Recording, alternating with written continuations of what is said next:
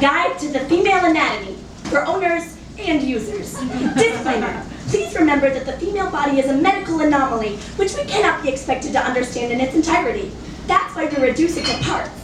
This overview will introduce you to the 3 defining features of the female body: breasts, butt, and warm white hole between naturally hairless legs. Grab a Barbie doll and follow along.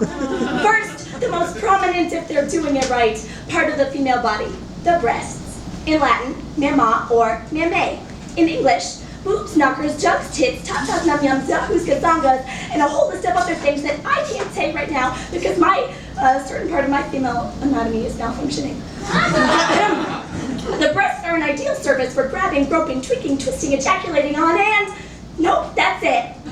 Moving on, we have the butt. Not to be confused with the body part of the same name but found on the male body, which is not interesting, sexual, or made more desirable by the presence of yoga pants. While the male version is used primarily for defecation, the female version has 2 main purposes.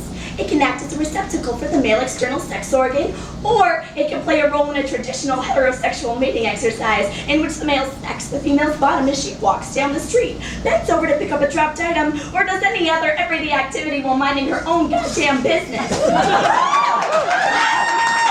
evolutionary exercise showcases the male quarter's superior cleverness, maturity, and ability to discipline future children. Finally, the nether regions, or, if you will, Hades realm. A question long posed by professional medical practitioners. Exactly how many holes are there down there?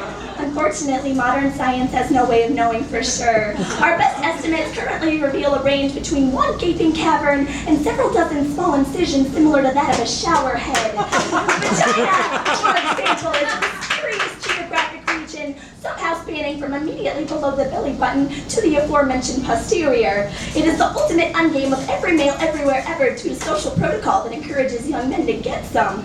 Get what, you might wonder?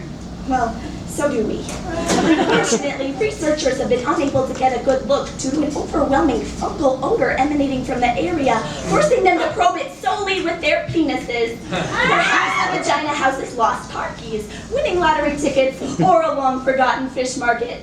Some non-medically trained groups, including witch doctors, midwives, and raving feminists, have told stories of a clitoris, a small but prominent protrusion on the pubic area of the female species, but this body part is likely a myth. Even if it were not, we as a culture would have no interest in it, no desire to talk about it, explore it, or nuzzle it late into the evening. If the clitoris did exist, what would it do?